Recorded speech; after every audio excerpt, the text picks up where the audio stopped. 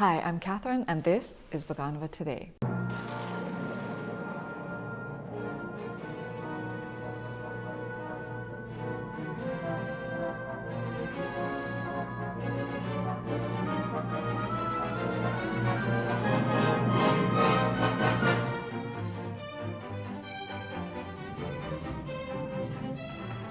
We're here in the lovely home of Adrian Blake Mitchell. He's an American born in Texas, raised in LA, who studied ballet in New York and finished his training at the famous Vaganova Academy here in Saint Petersburg. He's currently a soloist with the famous Mikhailovsky Theater. We're going to talk to Adrian today about his training, his life in ballet, and what his plans for the future are. Come join us.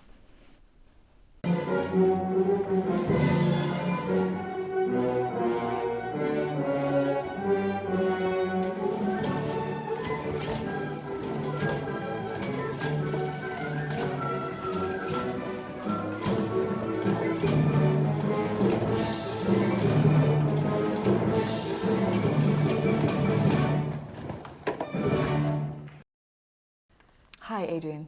Hi. So it's unusual for an American to move to Russia, much less to St. Petersburg, and much less to move here in order to dance classical ballet. So I suppose the first question is, why did you start dancing? What led you to study ballet in the first place?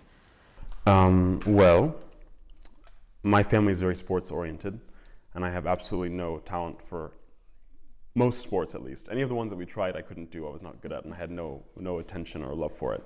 My mother took me to dance classes, and there was a girl that I liked in the ballet class, so I found my way to the ballet class, and I loved it. You know, I loved the physicality of it. I loved the dramatic side. I was always a very artistic kid. I had still have a very large imagination, and I really was drawn to ballet specifically. So it was hard. I was raised by a single working mother. So we moved around a lot, and her work had to, of course, come first a lot of the time. But she kept keeping me in classes, and then finally I started studying in summer intensives, and I found my way to bigger ballet schools. And kind of that moment when I first began to love ballet was when I discovered Russian ballet. And I loved Russian culture, which was really random for, you know, a young black kid from Texas to love Russian culture, and I did all my projects in school on Russia and Russian ballet. And then, I guess by fate, or also fate and a lot of hard work, I ended up actually getting here at this point. So, okay, that's my second question. Why, what brought you studied at the Vaganova Academy. Yes. What brought you there? I mean, a lot of expats or a lot of Americans who want to come to Russia to study, whether it's ballet or something else, they go to Moscow. Everybody goes to Moscow. People speak English in Moscow. And as you and I both know, here in Petersburg, it's a little bit different community for foreigners. What prompted the decision to go to the Vaganova Academy? I wouldn't say it was all my decision. Kind of things just started to fit in place. I was studying at Ellison Ballet in New York City, which is a very strong program, Russian training. I would say probably the best Russian Vaganova style training that you can get outside of Russia. And I went to a summer program. I met Oleg Vinogradov, the former director of, the artistic director emeritus of the Kirov Ballet, which is now the Mariinsky. And he liked me a lot, and my partner, who I was dancing with at the time, and he invited us to Russia.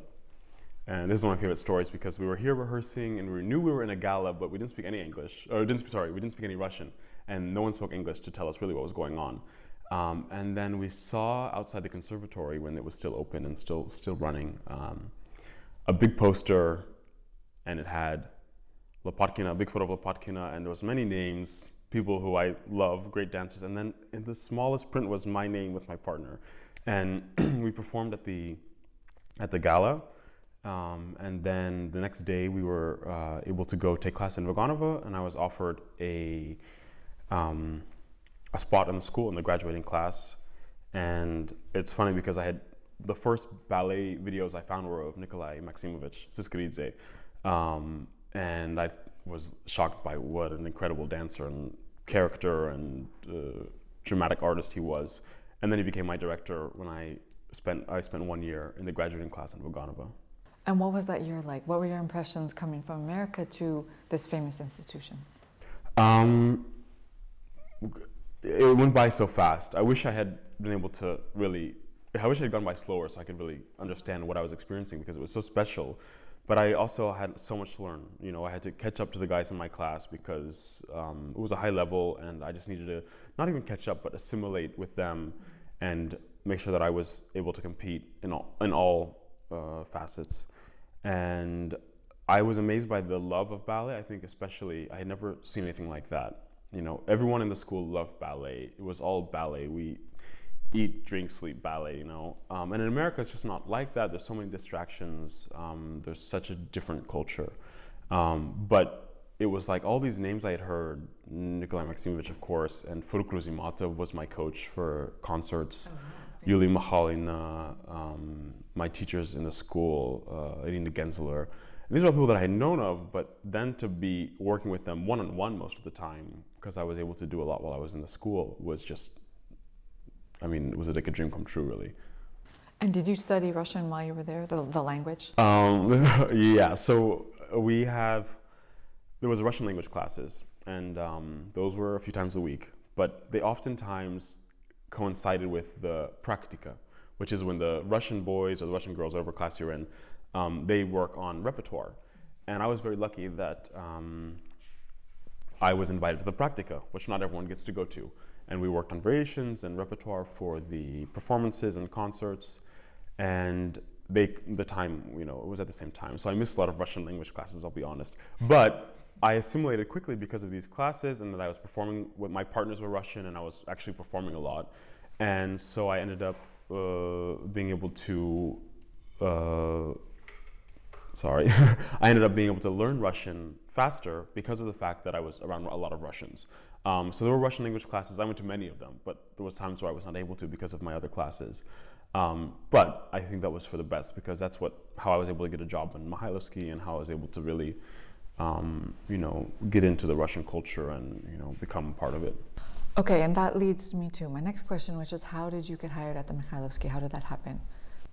I don't know exactly all of the back end stuff, but I had been performing a lot with the school. I had done a lot of solos, and I didn't actually come here to have a career in Russia. I came because I had a good opportunity to go to Vaganova, and I was not satisfied with the options that I had elsewhere.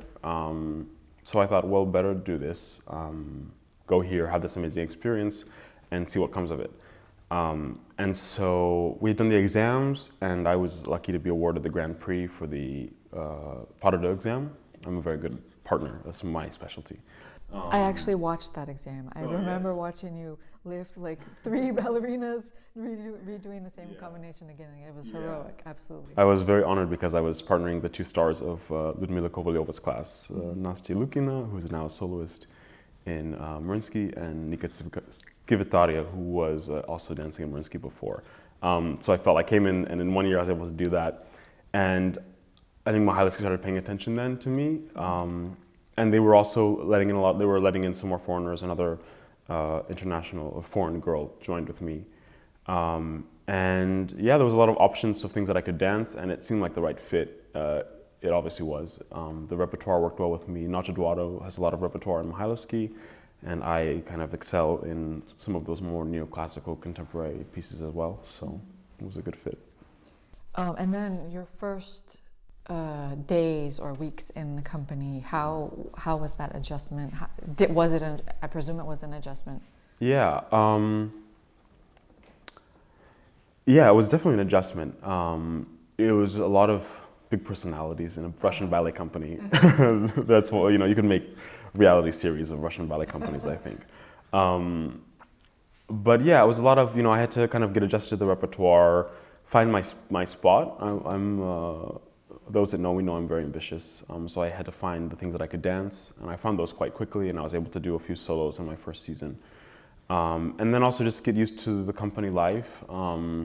It's totally different to be paid to dance. I don't think young dancers are always ready for that, you know. All of a sudden, it's not you doing something for yourself. You have a different responsibility. You're being paid to do a job.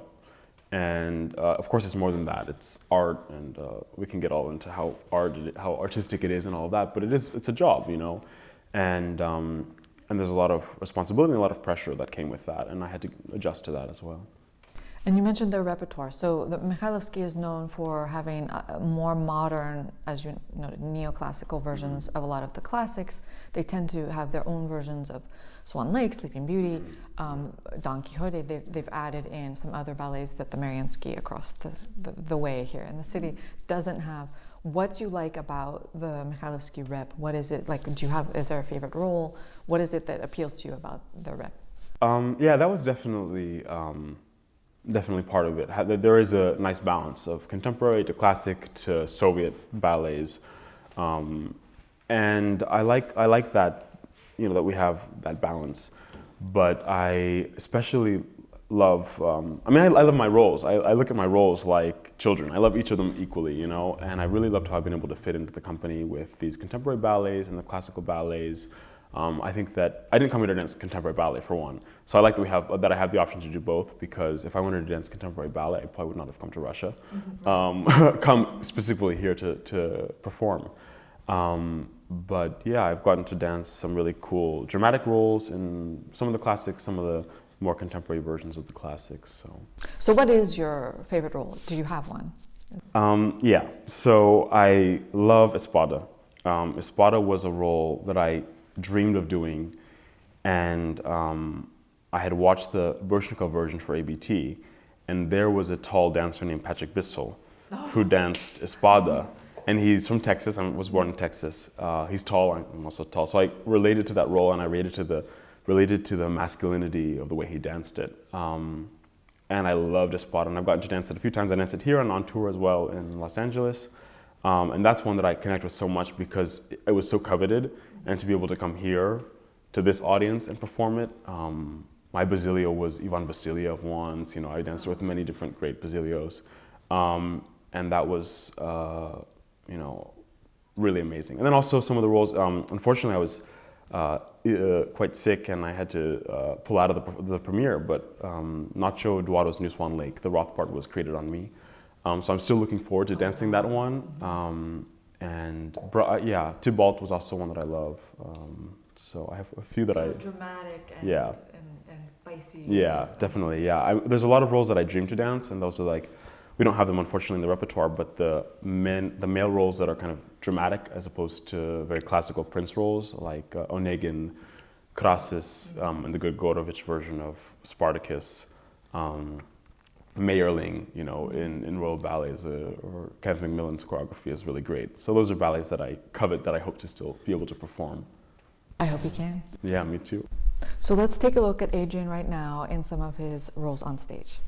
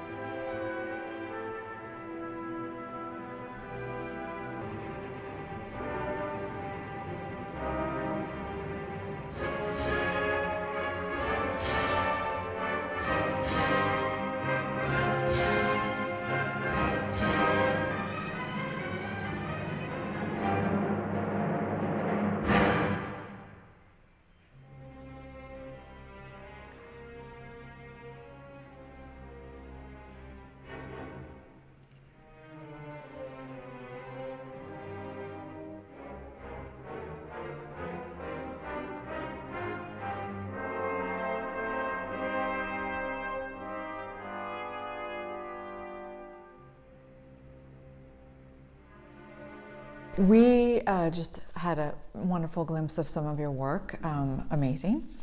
But I want to move on to part of your non-ballet life in Russia and Saint Petersburg. I know you have a dog who's running around. We're filming here in your amazing home.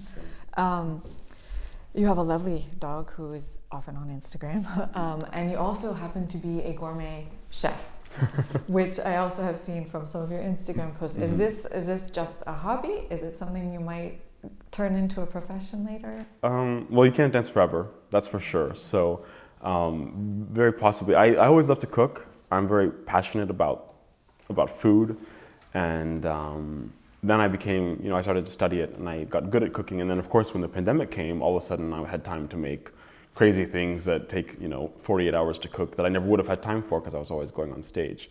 So maybe one day, I do love it. I think I'm like, I don't know if you know the actor Stanley Tucci.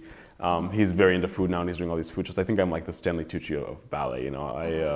I love food, and I am quite passionate about it. Maybe when I'm done dancing, it will turn into something more. Well, and do you have thoughts about a non-food and non-ballet career? Are there plans for the future? Do you even think about life beyond the stage, or is your focus now just on getting through the season?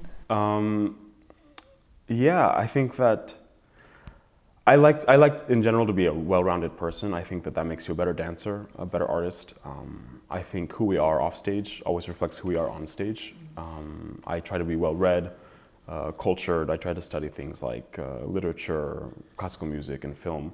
Not just to say I do, but because I'm actually passionate about it, and I think that it really does bring something to the stage. When I ever take on a role, because a lot of my roles are very dramatic, I'm not going to be the prince that saves the day. Sometimes I'm the evil witch that's trying to ruin the day, or something like that, So I try to look at my roles and really dissect them and look at the literature behind them and all of that.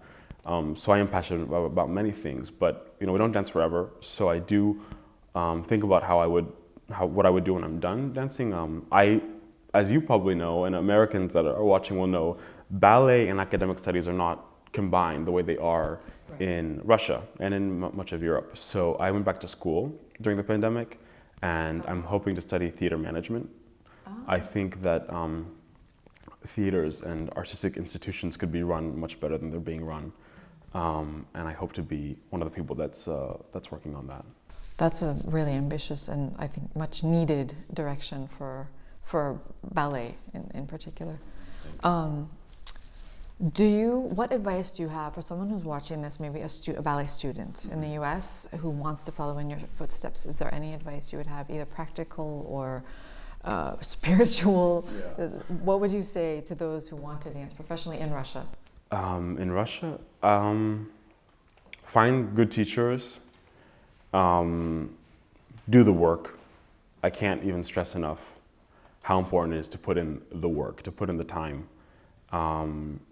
and do it from a place, do it from like a good place. Don't come at it angry, or come at it really just in sacrifice for the art. If you're doing it for the betterment of ballet, you're usually on a good track, I think. If you're doing it for yourself, I think that's another thing. Like I said, who you are off stage is who you are on stage. Those things coincide. So, and find good teachers, get good training, and work your butt off, Okay, so I wanted to mention a bit of history that I think also ties into your story.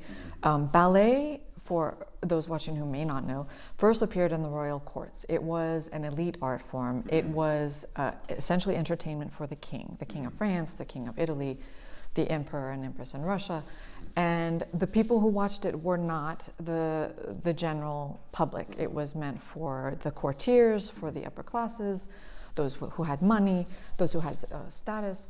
And in Russia, at the time of the Russian Revolution, the communism changed all of that. And there was actually, in research for my book, Vaganova Today, I came across a quote that mentioned how the communists wanted to destroy and remove ballet from Russia because they thought it was too much of a bourgeoisie art. It was too elite.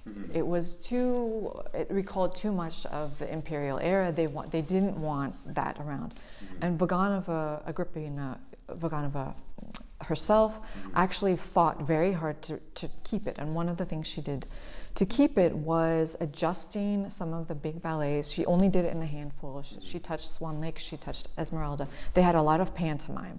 And apparently the upper classes at the time understood innately this pantomime. They didn't have lessons in it as far as I know, but they saw it so often it was completely understandable and comprehensible to them. But if you show that pantomime to someone who's never come to the theater, it's meaningless. So she tried to tone down some of the pantomime.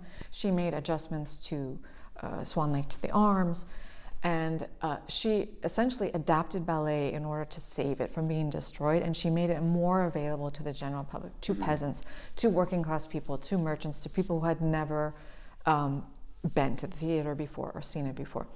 And you and I had talked at another point about privilege, coming from privilege in the United States. And to some extent, ballet is still considered by some people to be a privileged art form, although it's much more available and accessible. Anyone, if you have a few dollars, you can get a balcony seat, you can go see a ballet, no matter what city, no matter what country you're in, if ballet is offered. And I understand you have created a foundation in it's based in the United States, I believe, to help those who want to dance, who may not have the resources. It's called Dance in Color. I know you have an Instagram page for it. Can you tell us about it? Yeah, I'm not an activist by nature at all. I came to Russia and I didn't scream that I was the first black male dancer in Russia, which I am, or the first Which black... is one of the reasons why we're here today. Yeah. I didn't scream from the rooftops that I was the first to do this or to do that. Maybe I should have. Maybe it would have helped my career, or will help my career. But when I saw what was happening in America after the murder of George Floyd, I felt compelled to do my part. But I'm not going to go on the street and protest. That's just not my nature. And so I began speaking out about it, especially in my industry. That's a place that I know I understand. I have the research, my own experience, which is the research, and I knew that I could really affect change in my own industry. So I started speaking on Instagram with a friend of mine who's a teacher in San Francisco Ballet School, Jason, and we did what's called Black Ballet Talks. We did 2 of them. One of them was with him and me, and the other one was with me and Gabe Shayer, who graduated from McGaugh and dances in ABT. And we did the first one, and a childhood friend, Chelsea, she reached out to me saying that she would love to help create a scholarship in my name, which was something that I'd always wanted to do. But I figured I would have my career, and I would make money, and I would find money, and I would do it. And all of a sudden it became tangible that we could really do it. And so we spoke, and me being the kind of, maybe I don't want to say visionary, but maybe visionary that I am, I thought we could create something around it so that there's ways to create funding programs that can reach more people than just one student, and ways to really create change in the industry. So we started Dance in Color, and then she brought in a friend, Casey, who was our director of development, and then my girlfriend Andrea and Chelsea's husband Dominic both joined the team, and then Jason came eventually from the Black Ballet Talks, and now we have a nice, good team. And we started working to fundraise to give out scholarships. We have 3 girls now studying under the scholarship program. There's 2 in the Dance in Color program, and there's 1 who is the Adrian Blake Mitchell Scholar, which I want to pinch myself just saying that. And they're all doing so well, they work so hard, and we're hoping to do way more. I mean, this is just the beginning. We're hoping to expand to other art forms. We're hoping to create big programs that can go into the inner city and really make a change where it matters. I love to mention that a lot of great ballet dancers in America come from upper middle class to upper class, white families from maybe Connecticut or Maine. And there's girls just as talented in Compton and places like that. And our goal is to find them and to help them have careers. And the girls we have now, a lot of the pandemic changed a lot of people's lives. And so a lot of the people that we've connected with have had major life changes because of the pandemic. And so that's been an opportunity for us to help keep those kids studying when they might not have been able to keep affording ballet classes. So how can people find your foundation or find out more information about it? Where should they go? So Dance in Color, we have a website, danceincolor.com, and also on Instagram. We're very active on Instagram. We're actually just, so funny, I didn't even think about this until we sat down. We just started our holiday fundraiser today. Oh. Or yesterday, it might have been live. And yeah, so you can donate to our holiday fundraiser. We don't take any salary. I don't take any money. This is not one of those projects where I look for my own way to make money. This is absolutely time that is volunteered by me and all of the team. None of it goes to us. It all goes to creating a more diverse, accessible, and equitable ballet world that looks more like the people on the street. That is relatable, because what Vaganova did was wonderful and necessary. And it's not a one-time thing, it's a process. Making ballet accessible, making people comfortable in the theater is always our job.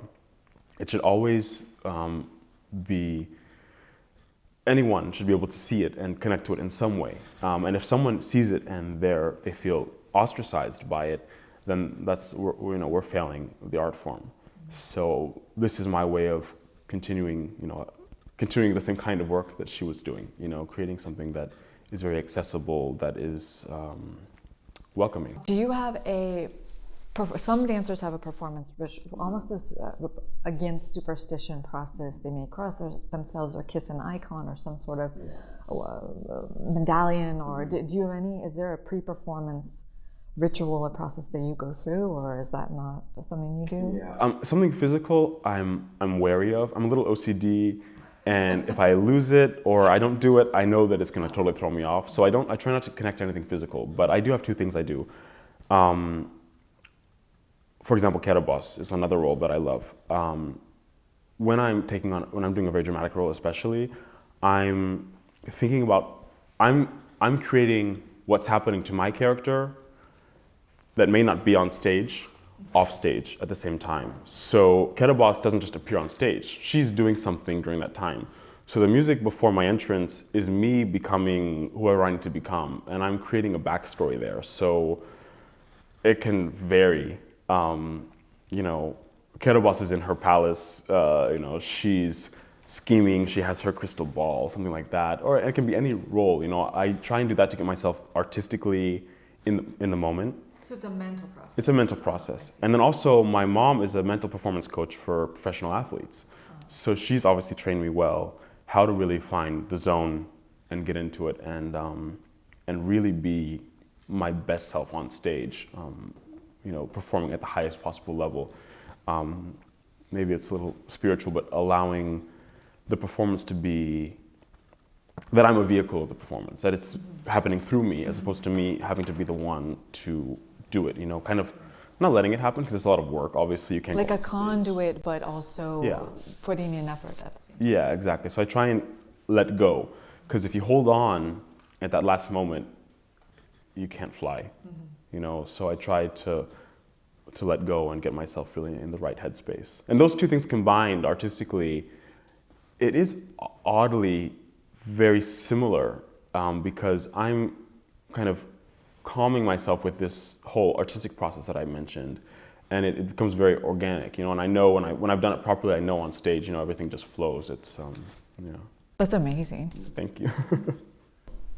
And that's exactly what we here at Vaganova today are trying to do, bringing you the best of Russian ballet news. Thank you so much, Adrian. It's been a pleasure. Thank you so much.